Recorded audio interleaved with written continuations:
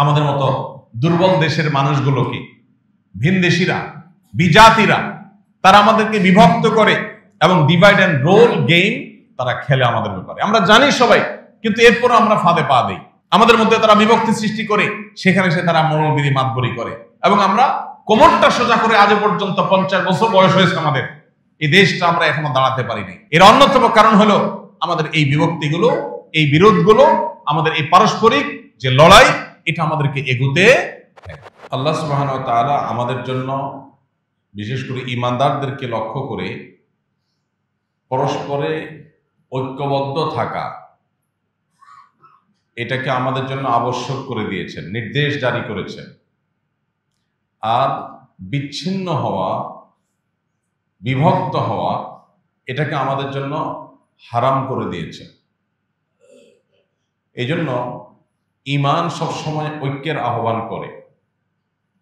ঈমানদার সবসময় ঐক্যবদ্ধ থাকতে হয়, কারণ এটা ঈমানের দাবি। আল্লাহ সুবহানাহু ওয়া তাআলা বলেছেন, ওয়া'তাসিমু বিহাবলিল্লাহি জামিআন ওয়া লা তাফাররাকু। তোমরা আল্লাহর রশিকে সবাই মিলে আঁকড়ে ধরো, ওয়া লা তাফাররাকু, আর তোমরা বিচ্ছিন্ন হয়েও না, বিভিন্ন দলে দলে, গ্রুপে গ্রুপে বিভক্ত হয়েও না। ওয়াযকুরু নি'মাতাল্লাহি আলাইকুম, আর আল্লাহর নিয়ামতের কথা তোমরা স্মরণ করো। ইয কুনতুম আ'দাআ, যখন তোমরা শত্রু ছিলে। নবী করিম সাল্লাল্লাহু আলাইহি সাল্লাম মদিনায় যখন এসেছেন, তার হাতে হাত রেখে তার প্রতি ঈমান আনয়ন করে ইসলামের সুশীতল ছায়ায় আসার আগে মদিনার মানুষদের মধ্যে যে বহুদা বিভক্তি ছিল, সেদিকে ইঙ্গিত করে আল্লাহ বলছেন, ইয কুনতুম আ'দাআ, স্মরণ করো সেই সময়ের কথা যখন তোমরা পরস্পর ভয়ঙ্কর শত্রুতায় লিপ্ত ছিলে। যুগ যুগ ধরে তোমরা এক গোত্র আরেক গোত্রের বিরুদ্ধে যুদ্ধে লিপ্ত ছিলে। ফাসবাহতুম ফাআল্লাফা বাইনা কুলুবিকুম, আল্লাহ তাআলা তোমাদের পরস্পর অন্তরগুলোকে মিলিয়ে দিলেন, অন্তরগুলোর মধ্যে পরস্পরের প্রতি সম্প্রীতি, সৌহার্দ্য এমনভাবে সৃষ্টি করে দিলেন। ফাসবাহতুম বিনিআমাতিহি ইখওয়ানা, ফলে আল্লাহর নিয়ামতে তোমরা ভাই ভাই হয়ে গেলে একে অন্যের প্রতি। এই আয়াত আমাদেরকে ঐক্যবদ্ধ থাকার গুরুত্বের প্রতি সুস্পষ্ট নির্দেশনা দেয়, এবং বিভক্তি সেটা যেন আমাদের জন্য কোনোভাবেই শোভনীয় নয়, সেটি বিষয় এখান থেকে পরিষ্কার বার্তা আমরা পেলাম। অন্য আয়াতে আল্লাহ বলেছেন, ওয়াতি আল্লাহ ওয়া রাসূলাহ, তোমরা আল্লাহ এবং তার রাসূলের আনুগত্য করো। তবে আল্লাহ এবং তার রাসূলের আনুগত্যের পাশাপাশি ওয়ালা তানাযাউ, তোমরা পরস্পর বিবাদে লিপ্ত হইও না। ফাতাফশালু, যদি বিবাদে লিপ্ত হও তাহলে তোমরা হেরে যাবে, দুর্বল হয়ে যাবে, তোমরা ব্যর্থ হয়ে যাবে। ওয়াতাযহাবা রিহুকুম, এবং তোমাদের শক্তি, তোমাদের সামর্থ্য এটা চলে যাবে, বাতাস চলে যাবে, পাওয়ারটা চলে যাবে, থাকবে না। আর এই ঐক্যবদ্ধ থাকার জন্য ভিন্ন ভিন্ন মতের মানুষগুলোকে নিজের ভাই মনে করে কাঁধে কাঁধ মিলিয়ে বৃহত্তর স্বার্থে একযোগে কাজ করার জন্য প্রয়োজন হয় পরম ধৈর্য এবং সবরের। এই জন্য আল্লাহ তাআলা আয়াতের পরের অংশে বলেছেন, ওয়াসবিরু, আর ধৈর্য ধারণ করবে। মাথা গরম করা যাবে না, সীমা লঙ্ঘন করা যাবে না। ভিন্ন মতের মানুষদের সাথে থাকতে গেলে, কাঁধে কাঁধ মিলিয়ে ঐক্যবদ্ধ থাকতে গেলে ধৈর্য ছাড়া, সবর ছাড়া কোনোদিনই সম্ভব না। কারণ অনেক কিছু চোখে পড়বে, অনেক কিছু মাথায় আসবে, যেগুলো দেখে হয়তো রিয়্যাক্ট করতে মনে চাইবে, আর সে রিয়্যাক্টটা হয়তো ঐক্যের মধ্যে ফাটল ধরাতে পারে। এই জন্য আল্লাহ বলেছেন, ওয়াসবিরু, তোমরা ধৈর্য ধারণ করবে। ইন্নাল্লাহা মাআস সাবিরিন, কারণ আল্লাহ তাআলা ধৈর্যশীলদের সাথে আছে। এই আয়াতটা একেবারে পরিষ্কারভাবে আমাদের জন্য বিভক্তিকে নিষিদ্ধ ঘোষণা করেছে, হারাম ঘোষণা করেছে। বিশেষ করে ইমানদারদের যে বলয় এবং অঙ্গন আছে, সেই বলয়ের মধ্যে তারা বিভক্ত হতে পারে না, তারা বিচ্ছিন্ন হতে পারে না, সেটা আল্লাহ তাআলা নিষিদ্ধ করেছে। পরিস্থিতির মুখোমুখি এই আয়াতটি যেন আমাদের আজকের বর্তমান প্রেক্ষাপটেই নাজিল হয়েছে, যেন আজকেই আল্লাহ তাআলা আয়াত নাজিল করেছে। আয়াতটার অর্থের দিকে যদি আমরা লক্ষ্য করি, আবারও দেখব, আল্লাহর আনুগত্য, রাসূলের আনুগত্য করা, ভালো কাজ করা, সেগুলো আপন জায়গায় করতে হবে, কিন্তু এগুলো করার পাশাপাশি আরেকটা জিনিস এডিশনালি আমাদের করতে হবে, তা হলো কোনোভাবে নিজেদের মধ্যে বিবাদ বিতণ্ডায় লিপ্ত হওয়া যাবে না। এটা একেবারে একটা পারিবারিক পর্যায় থেকে নিয়ে রাষ্ট্র বা আন্তর্জাতিক পরিমণ্ডল পর্যন্ত প্রত্যেকটা ক্ষেত্রের জন্য সমানভাবে প্রযোজ্য। একটা পরিবার যদি সুসংহত, সুসংগঠিত, শক্তিশালী এবং ভালো অবস্থানে থাকতে চায়, তাহলে পরিবারের সদস্যদের মধ্যে, ভাই বোনদের মধ্যে, স্বামী স্ত্রীর মধ্যে ভিন্ন ভিন্ন মত থাকা সত্ত্বেও ঐক্যবদ্ধ থাকার চেষ্টা করতে হবে। পরস্পরের শ্রদ্ধাশীলতা, এটার চর্চা করতে হবে, তা না হলে কোনোদিন একটা পরিবার সুসংহত থাকতে পারে না। ঠিক একইভাবে একটা মসজিদ ভিত্তিক মহল্লা, একটা মসজিদ ভিত্তিক সমাজ, এটা সমাজের মধ্যে আদর্শ সমাজ হতে পারবে, নিজেদের অবস্থানকে শক্তিশালী করতে পারবে যদি নিজেদের মধ্যে বিভিন্ন বিষয়ে মতভিন্নতা থাকবে, থাকাটাই স্বাভাবিক। সেই মতভিন্নতা থাকা সত্ত্বেও যদি একে অন্যকে ধারণ করে, একে অন্যের প্রতি রেসপেক্ট করে, একে অন্যের ভালো গুণগুলোকে দেখে খারাপগুলোকে ইগনোর করে যদি পাশে একে অন্যের থেকে চলতে পারেন, তাহলে সেই মসজিদ মহল্লা এটা হবে আদর্শ মসজিদ মহল্লা, তাদের হবে সামাজিক অবস্থান অনেক শক্তিশালী। ঠিক একইভাবে একটি রাষ্ট্র তখনই শক্তিশালী হবে যখন রাষ্ট্রের ভিন্ন ভিন্ন বহু মত, বহু পথের মানুষগুলো তারা পরস্পরের প্রতি শ্রদ্ধাশীল থাকে, কেউ কাউকে খোঁচাখুচি না করে, কেউ কাউকে আঘাত না করে, বিভিন্ন মতের মানুষদেরকে ধারণ করতে পারে। এই জিনিসটা করা ছাড়া একটা রাষ্ট্র কখনো শক্তিশালী বা সুসংহত অবস্থানে যেতে পারে না। এই যে আল্লাহ তাআলা বলেছেন, ওয়ালা তানাযাউ, তোমরা পরস্পরের মধ্যে বিতণ্ডা, ঝগড়া, বিবাদে লিপ্ত হইও না। যদি হও ফাতাফশালু, তাহলে তোমরা ব্যর্থ হয়ে যাবে, জাতি হিসাবে তোমরা ব্যর্থ হয়ে যাবে। ইমানদারদেরকে বিশেষ করে আল্লাহ তাআলা লক্ষ্য করে বলেছেন, এটি সবার জন্য প্রযোজ্য, যে কেউই যদি নিজেদের মধ্যে বিতণ্ডা লিপ্ত হয় তাহলে তারা ব্যর্থ হয়ে যাবে, তারা হেরে যাবে, তাদের অস্তিত্ব তারা টিকাতে পারবে না, এবং এর ফলশ্রুতিতে তাদের শক্তিটা এটা শেষ হয়ে যাবে, বাতাস ফুরিয়ে যাবে। আর এটার জন্য প্রয়োজন হয় সবরের, ধৈর্যের। আল্লাহ তাআলা আমাদেরকে ধৈর্য ধারণ করার তৌফিক দান করুন। ভাইরা আমার, আমরা অনেক ফরজের কথা শুনেছি, এই ফরজের কথা হয়তো অনেকেই শুনিনি। সেটা হলো মুসলমানরা পরস্পরের প্রতি সহানুভূতিশীল থাকা এবং মুসলমানদের মধ্যে কোনো প্রকার বিচ্ছিন্নতা, বিভক্তি, গ্রুপ এগুলো সৃষ্টি না করে ঐক্যবদ্ধ থাকার চেষ্টা করা, এটা কিন্তু কোরআনের নির্দেশ এবং ফরজ। আর মুসলমানদের মধ্যে কোনো বিভক্তি সৃষ্টি করা এবং কোনো প্রকার বিচ্ছিন্নতা সৃষ্টি করা, গ্রুপ সৃষ্টি করা, এটা পরিষ্কারভাবে নিষিদ্ধ এবং হারাম। এই ফরজের সাথে আমরা হয়তো অনেকে পরিচিত না, যে ফরজের ব্যাপারে কোরআন বারবার আমাদেরকে স্মরণ করিয়ে দিয়েছে। নবী সাল্লাল্লাহু আলাইহি ওয়াসাল্লাম বারবার আমাদেরকে বলেছে। নবী সাল্লাল্লাহু আলাইহি ওয়াসাল্লাম বলেছেন, ইয়া আইয়ুহান নাস, হে লোক সকল, আলাইকুম বিল জামাআহ, তোমরা সবাই জামাতবদ্ধ, ঐক্যবদ্ধ থাকবে। ওয়া ইয়াকুম ওয়াল ফুরকাহ, আর তোমরা বিচ্ছিন্ন হবে না। এখানে জামাতবদ্ধ হওয়ার মানে কোন একটা দল বা কোন একটা গ্রুপ এটার সাথে সম্পৃক্ত হওয়াটা এ আয়াতে, এ হাদিসে উদ্দেশ্য না, বরং এই হাদিসের উদ্দেশ্য হলো মুসলমানদের যে মৌলিক আদর্শ আছে, মুসলমানদের সাধারণ যে চিন্তা এবং দর্শন আছে, সেই মুসলমানদের সাধারণ স্রোত, ফ্লো, এটার বাইরে না যাওয়া।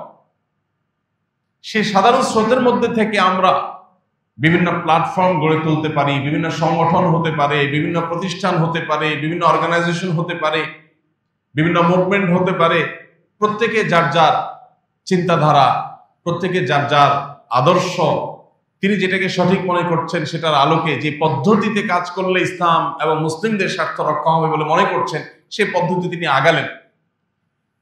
এবং এর বাইরে অন্য কোনো পদ্ধতির সাথে তার ভিন্ন মত থাকতে পারে, সেটাও তিনি নিয়মতান্ত্রিক যথাযথভাবে বললেন, এতে কোনো দোষ নেই, এবং এইভাবে সুসংগঠিত থাকতেও নিষেধ নেই। কিন্তু এই হাদিসে যে আমাদেরকে বলা হয়েছে যে তোমরা সবাই মিলেমিশে ঐক্যবদ্ধ থাকবে, সে ঐক্যবদ্ধ থাকা বলতে মুসলিমদের বৃহত্তর যে ঐক্য, সেটার কথা বলা হচ্ছে। অতএব এই বিষয়টা আজ আমাদেরকে বিশেষভাবে নজর দিতে হবে, গুরুত্ব আরোপ করতে হবে। ভাইরা আমার, নোমান ইবনে বাশির রাদিয়াল্লাহু তাআলা আনহু একটা হাদিস রয়েছে, তিনি বলেছেন, আল জামাআতু নবী সাল্লাল্লাহু আলাইহি ওয়াসাল্লাম বলেছেন, আল জামাআতু রাহমাহ ওয়াল ফুরকাতু আযাব। যে কোনো জাতি, আমরা আবারও বলছি, যদি এটি ইসলাম এবং মুসলমানদের বৃহত্তর জামাতকে, বৃহত্তর মুসলমানদের পুরো শক্তিকে বোঝানো হয়েছে, কিন্তু এটার ইমপ্লিমেন্টেশন যেই লেভেলে, যেই লেয়ারে, যেই পর্যায়ে হবে সেখানে সুফল পাওয়া যাবে। একটা পরিবার যদি এটার উপর আমল করে, যেটা বলছিলাম একটু আগে, তাহলে পরিবার তার সুফল পাবে। ভাইদের মধ্যে বিভিন্ন বিষয় মত পার্থক্য থাকতে পারে, কিন্তু তারা বৃহত্তর স্বার্থে ঐক্যবদ্ধ, কাঁধে কাঁধ মিলিয়ে কাজ করে, এই ফ্যামিলিকে কেউ দুর্বল করতে পারবে না। সমাজে তারা মাথা উঁচু করে দাঁড়াতে পারবে। একটা সমাজ, একটা এলাকা, একটা মহল্লা, সেখানে বিভিন্ন মতের মানুষ আছে, সবাই যার যার মতের চর্চা করে, সবই ঠিক আছে, কিন্তু এরপরও মহল্লার বৃহত্তর স্বার্থে তারা সবাই ঐক্যবদ্ধ হয়ে কাজ করে, এদেরকেও কেউ দমিয়ে রাখতে পারবে না। ঠিক একইভাবে একটা জাতির উন্নতি, অগ্রগতি, সফলতার চূড়ান্ত শর্ত হলো তাদের ঐক্যবদ্ধ থাকা, বিভিন্ন মত এবং পথের মানুষদেরকে ধারণ করতে পারা, প্রত্যেকের যার যার মতের চর্চা করা সত্ত্বেও বৃহত্তর স্বার্থ ঐক্যবদ্ধ থাকা, এবং ঐক্যে ফাটল ধরতে পারে, ঐক্য নষ্ট হতে পারে সেরকম কথা, সেরকম কাজ পরিহার করা। বৃহত্তর জনগোষ্ঠীর বাইরে, বৃহত্তর জনগোষ্ঠীর চিন্তাধারার বাইরের কোনো কিছুকে পুশ করার চেষ্টা করলে ঐক্য বিনষ্ট হবে। এই বিষয়গুলোকে কোরআন এবং হাদিস বারবার করে অ্যাড্রেস করেছে। দেখুন, ইসলাম এমন এক শাশ্বত জীবন বিধান, আপনার জীবনে, সেটা ব্যক্তি জীবন হোক, পারিবারিক, সামাজিক, রাষ্ট্রীয় কিংবা আন্তর্জাতিক জীবন হোক, যেই কোনো পর্যায়ে আপনি কোনো সংকটে নিপতিত হবেন, আপনি কোরআন খুলবেন, সুস্পষ্ট সমাধান পেয়ে যাবেন। আজ আমরা যে সংকটের মুখোমুখি, আজ আমরা যে আশঙ্কায় প্রত্যেকটা মানুষ করছি যে আমাদের ঐক্যে ফাটল হয়ে যাচ্ছে কিনা, আমরা বিচ্ছিন্ন হয়ে যাচ্ছে কিনা, আমরা দুর্বল হয়ে যাচ্ছি কিনা, কোরআন সে কথা 1450 বছর আগে বলে গেছে। কি করলে আমরা দুর্বল হয়ে যাব, কি করলে আমরা শক্তিশালী থাকব, শুধু প্রয়োজন সেটার উপরে আমল করা। আল্লাহ আমাদেরকে আমল করার তৌফিক দান করুন।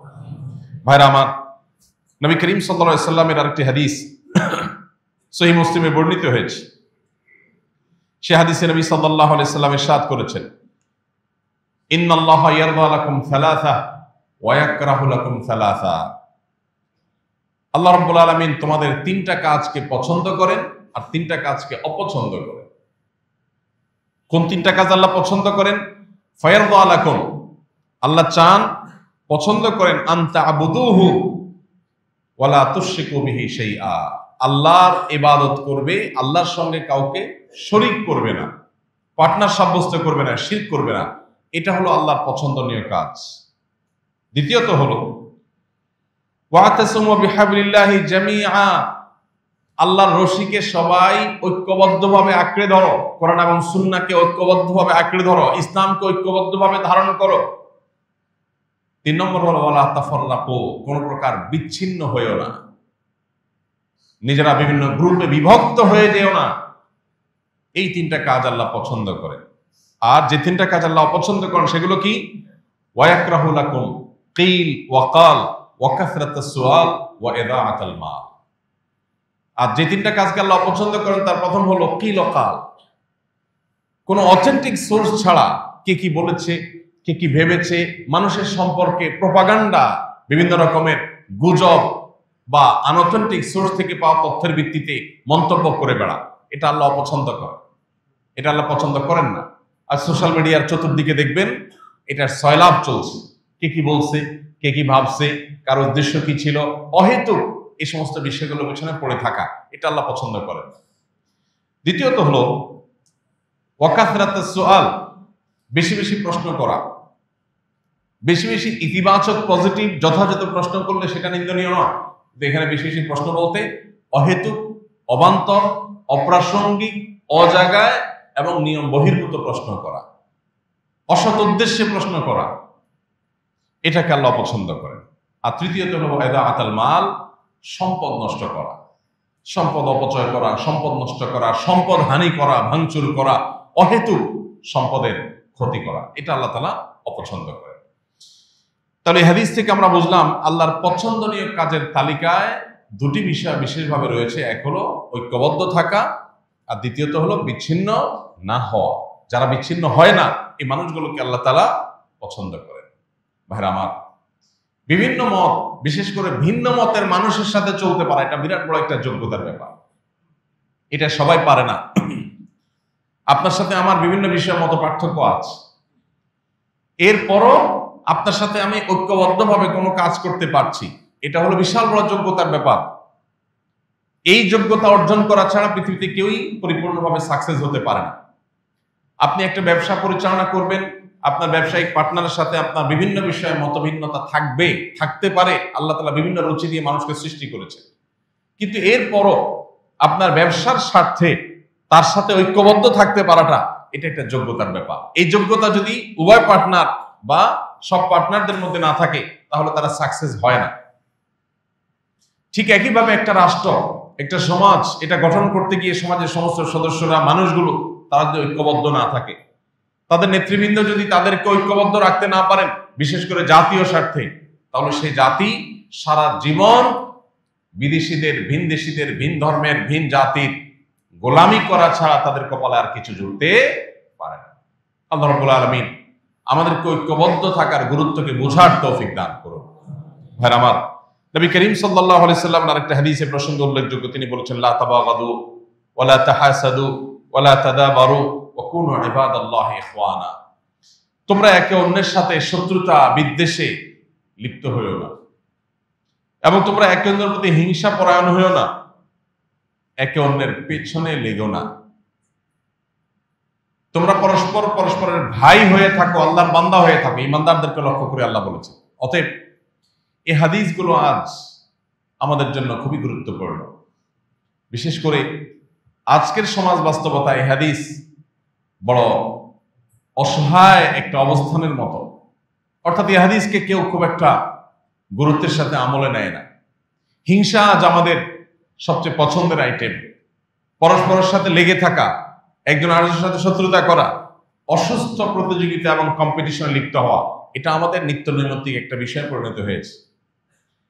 সেটা ধর্মীয় প্রতিষ্ঠান, মসজিদে, মাদ্রাসাতে যেমন হয়, সেটা আমাদের পরিবার এবং সমাজের ক্ষুদ্র ক্ষুদ্র পরিসরে যেমন হয়, আমাদের রাষ্ট্রীয় পর্যায়ে, আন্তর্জাতিক পর্যায়ে সেগুলো আরো বেশি হয়, এবং সেটাই আমাদের দুরবস্থার অন্যতম কারণ। নবী করিম সাল্লাল্লাহু আলাইহি সাল্লাম বলেছেন, আল কুফরু মিল্লাতুন ওয়াহিদা।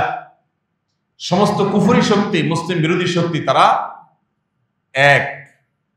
ঐক্যবদ্ধ। আপনি লক্ষ্য করবেন যে মুসলিমদের স্বার্থ বিরোধী বিষয়ে কাজ করার ক্ষেত্রে তারা পরস্পরের সহযোগী। এত নির্লজ্জ এবং এত নিকৃষ্ট অবস্থান তারা নিচ্ছে।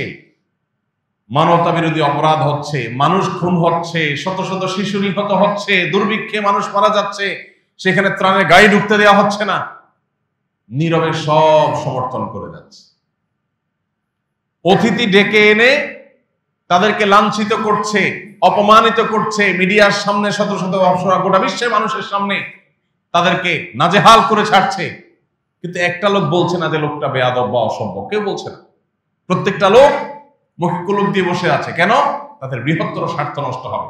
একটা উদ্ভট, একটা উন্মাদ, একটা পাগল, একটা অসুস্থ মস্তিষ্কের মানুষকেও নীরবে নিবৃতে তারা সমর্থন করে যায় তাদের বৃহত্তর স্বার্থে। সে জানে এবং তার সাথেও ভিন্ন মত আছে, কিন্তু এরপরও তার স্বার্থে সে চুপচাপ থাকে, নীরব থাকে। আর আমরা সব বিষয়ে একমত থাকা সত্ত্বেও আমরা একে অন্যকে খোঁচাখোঁচি না করলে, বিরোধিতা না করলে, পিছনে লাগালাগি না করলে আমাদের পেটের ভাত হজম হয় না। আর এই জন্য বলেছি, এই হাদিসটা আজ বড় অসহায় হয়ে গেছে। এই হাদিসের কোনো বাস্তবায়ন আমাদের জীবনে খুব একটা দেখা যায় না, লক্ষ্য করা যায় না। এই জন্য ভাইরা, অন্যান্য ফরজের সাথে, অন্যান্য আমলের সাথে এই আমলটা, এই ফরজটার প্রতি আমাদের বিশেষভাবে মনোযোগী হতে হবে। তা হলো ঐক্যবদ্ধ থাকার চেষ্টা করা। আল্লাহ আমাদের সেই তৌফিক দান করুন। এই মসজিদ আমাদেরকে ঐক্যবদ্ধ থাকার শিক্ষা দেয়, এই নামাজ আমাদেরকে ঐক্যবদ্ধ থাকার শিক্ষা দেয়। দেখুন, আপনি যখন নামাজের কাতারে দাঁড়িয়েছেন, আপনার প্রতিবেশী যার সাথে আপনার গন্ডগোল হতে পারে, নামাজের তার পাশেই আপনি দাঁড়িয়ে নামাজ পড়ছেন, কাঁধে কাঁধ মিলিয়ে একটা কাতারে দাঁড়াতে পারা সহজ কথা না। সে কাজটা নামাজ করছে।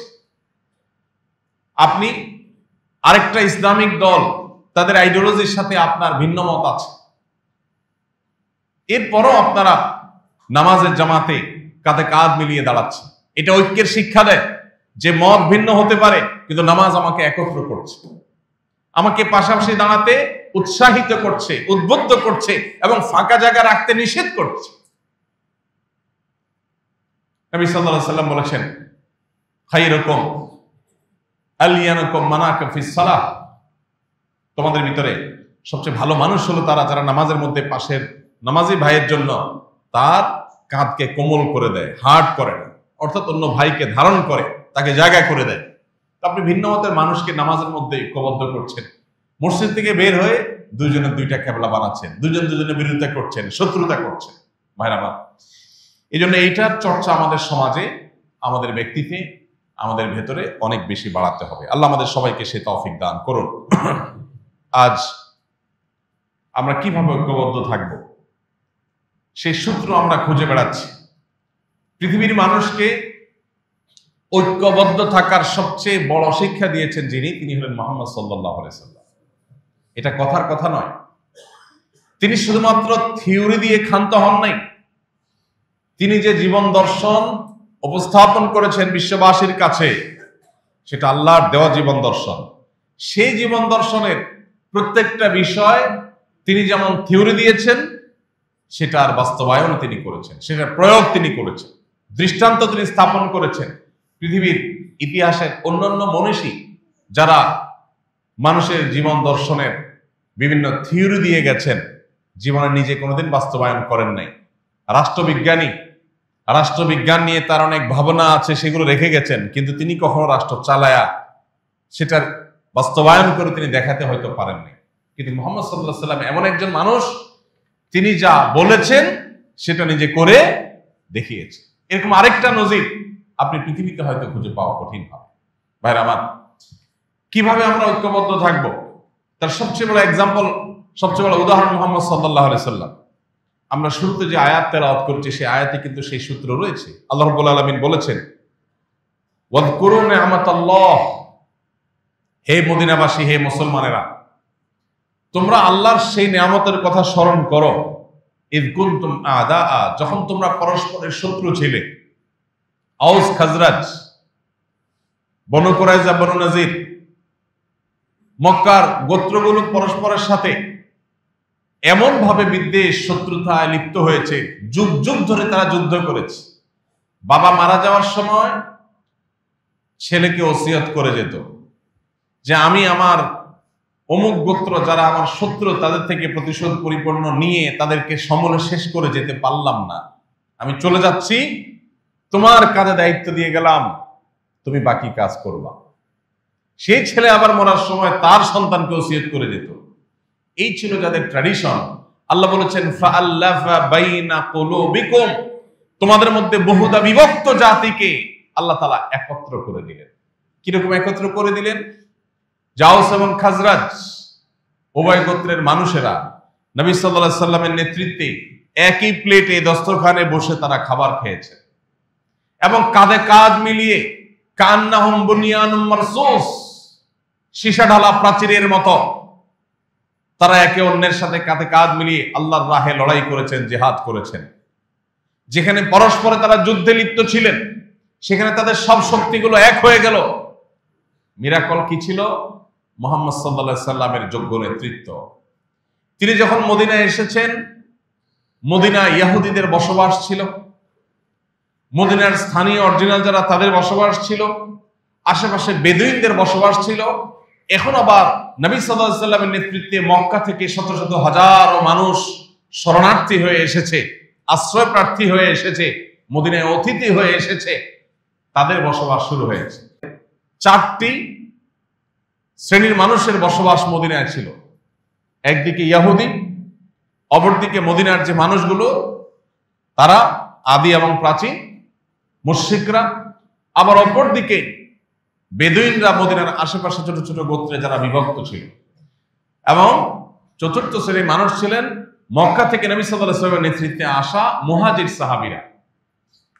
চারটা ভিন্ন ভিন্ন গ্রুপের ভিন্ন ভিন্ন জাতি একটা রাষ্ট্রে বসবাস করতে গিয়ে কত রকমের ভেজাল হওয়ার কথা, গন্ডগোল হওয়ার কথা। নবী সাল্লাল্লাহু আলাইহি ওয়াসাল্লাম অত্যন্ত বলিষ্ঠ হাতে সেটাকে দমন করে ঐক্যের এমন এক প্রাচীর তৈরি করেছেন, মানব ইতিহাসে হয়তো আর কারণ দ্বারা সেরকম ঐক্যের প্রাচীর তৈরি করা সম্ভব হবে। তিনি ঐতিহাসিক যে মদিনা সনদ, এটা যে তিনি রচনা করেছেন, কেন করেছেন? মদিনাবাসীকে ঐক্যবদ্ধ রাখবার জন্য, সবাইকে ঐক্যবদ্ধ রাখার জন্য সর্বোচ্চ ছাড় তিনি দিয়েছেন। মক্কা থেকে যারা এসছেন তারা যেন মদিনা রাষ্ট্রের অর্থনীতির উপরে কোনো প্রভাব না ফেলে। এতগুলো মানুষ বাহির থেকে আসছে, যাদের ঘর নাই, বাড়ি নাই, ব্যবসা নাই, বিজনেস নাই, কাজ নাই, তাহলে তারা আসার কারণে মদিনাবাসীর কোনো অসুবিধা যেন না হয়, তাদেরকে নবী সাল্লাল্লাহু আলাইহি ওয়াসাল্লাম নিজস্ব ব্যবসা বাণিজ্য এবং নিজস্ব উদ্যোগ এগুলো গড়ে তোলার জন্য উৎসাহ দিয়েছেন। সবাই বাজারে বাজারে গিয়েছে, নিজস্ব উদ্যোগ তারা তৈরি করেছে, নতুন নতুন ব্যবসা স্থাপন করেছে, বরং মদিনা রাষ্ট্রের অর্থনৈতিক চাকাকে আরো সচল করতে ভূমিকা রেখেছে। এই ছিল নবী সাল্লাল্লাহু আলাইহি ওয়াসাল্লামের বলিষ্ঠ নেতৃত্ব।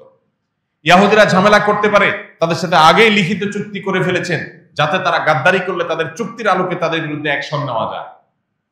বেদুইনদেরকে তিনি ঐক্যবদ্ধ করেছেন, তাদেরকেও ধারণ করেছেন।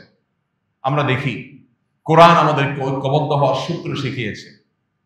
আল্লাহ বলেছেন, কুল ইয়া আহলাল কিতাব তাআলাউ ইলা কালিমাতিন সাওয়াইন বাইনানা ওয়া বাইনাকুম, হে আহলে কিতাব, আসো, যে ব্যাপারে তোমাদের সাথে আমাদের কোনো ভিন্ন মত নাই, সেই ব্যাপারে আমরা অন্তত এক কাতারে দাঁড়াই, ঐক্যবদ্ধ হই। সেটা কি? আল্লাহ না'বুদা ইল্লাল্লাহ, আল্লাহ ছাড়ার কারণে ইবাদত করব না, এই কথা তোমাদের ধর্মগ্রন্থ আছে, আমাদের ধর্মগ্রন্থ আছে। অতএব এই ব্যাপারে আসো আমরা এক সুরে কথা বলি, ঐক্যবদ্ধ থাকি। ঐক্যের মূল সূত্রগুলো খোঁজা এটা যোগ্যতার ব্যাপার, আর বিভক্তির সূত্র খোঁজা এটা শয়তানের কাজ, এটা কোনো মানুষ বা মুসলমানের কাজ হতে পারে।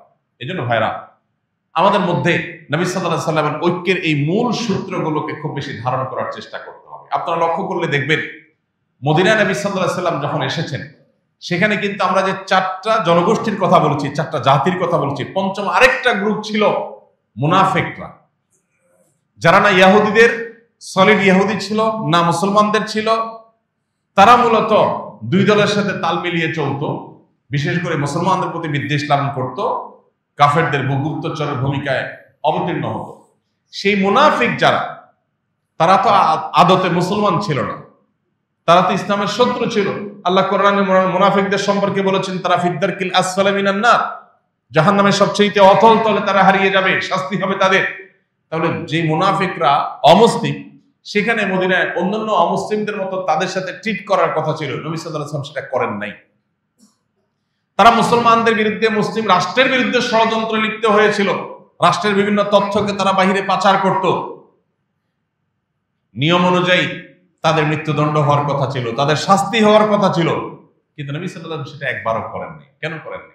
তিনি নিজে বলেছেন, যারা মুনাফিক তারা লেবাসে পোশাকে মুসলমান, তারা আমাদের মসজিদে এসে নামাজ পড়ে, আমাদের সাথে রোজা রাখে, হজ করে, ওমরা করে, মানুষ দেখে তাদেরকে মুসলমান মনে করে। মূলত তারা মুসলমান না, তারা মুসলমানদের শত্রু। কিন্তু মুসলিম সমাজে বসবাস করতে হলে সরাসরি শত্রুতা করা যাবে না, এই জন্য তারা ভেগ ধারণ করেছে মুসলমানের।